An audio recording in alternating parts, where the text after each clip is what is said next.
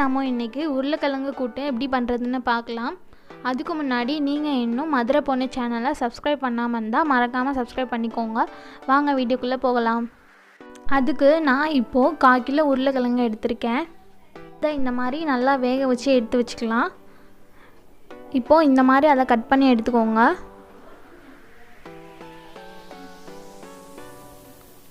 ஒருவேளை உங்களுக்கு சின்ன சின்ன பீஸாக வேணும்னா நீங்கள் சின்னதாக கூட கட் பண்ணிக்கலாம்.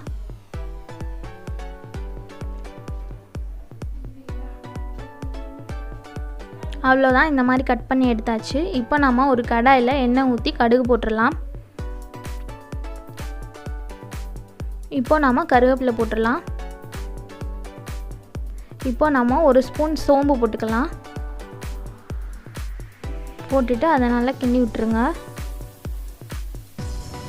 கடுகு சோம்பு எல்லாம் நல்லா பொரிஞ்சதும் இப்போ நாம் வெங்காயம் சேர்த்துக்கலாம். நான் பெரிய வெங்காயம் 2 எடுத்திருக்கேன். அதை இந்த மாதிரி நீளமாக கட் பண்ணி எடுத்துக்கோங்க. இப்போ அதை நல்லா வதக்கி விடுங்க.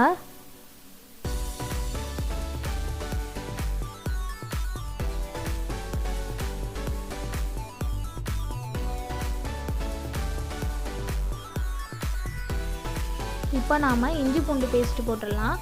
நான் ஒரு 3 ஸ்பூன் இஞ்சி பூண்டு பேஸ்ட்டு போட்டிருக்கேன்.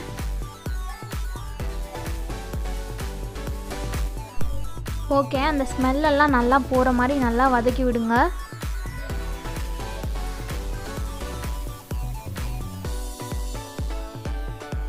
இப்போ நாம் தேவையான அளவு உப்பு போட்டுக்கலாம். நம்ம ஆல்ரெடி கிழங்குல வேறு வேக வைக்கும் போது உப்பு போட்டுக்கனால நீங்கள் இதை கொஞ்சம் பார்த்து கரெக்டாக போடுங்க.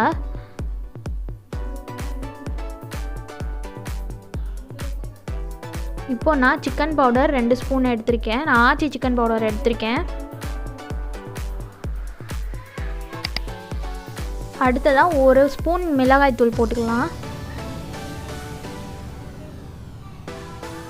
இப்போ அதை நல்லா வதக்கி விடுங்க.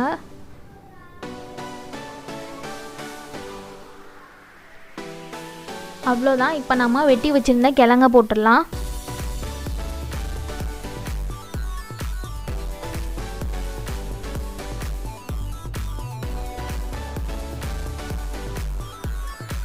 இந்த டைம் நீங்கள் அடுப்பை சிம்மில் வச்சுக்கோங்க, ரொம்ப அடி பிடிக்கும். இப்போது இது எல்லாத்தையும் நல்லா கிண்டி விட்டுடலாம்.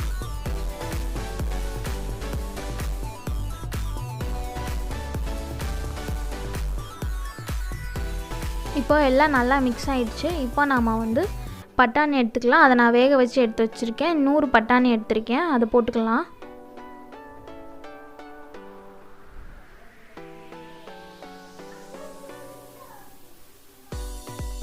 நாம் கிழங்கு கொஞ்சம் பெரிய பெரிய பீஸாக வெட்டியிருக்கனால அதை நம்ம கொஞ்சம் இந்த மாதிரி பண்ணி கொஞ்சம் அதை உடச்சி விடணும். அப்போ கூட்டு கொஞ்சம் நல்லா டேஸ்ட்டாக வரும்.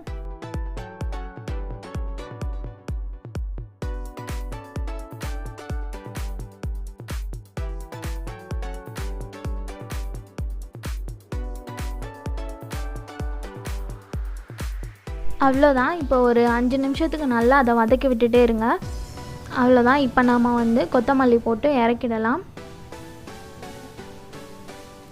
கிழங்கு கூட்டு ரொம்ப சூப்பராக ரெடி ஆயிடுச்சு. இதை கண்டிப்பாக எல்லார் வீட்லேயும் ட்ரை பண்ணி பாருங்கள். பார்த்துட்டு எப்படி இருக்குன்னு எனக்கு கமெண்ட் பண்ணுங்கள்.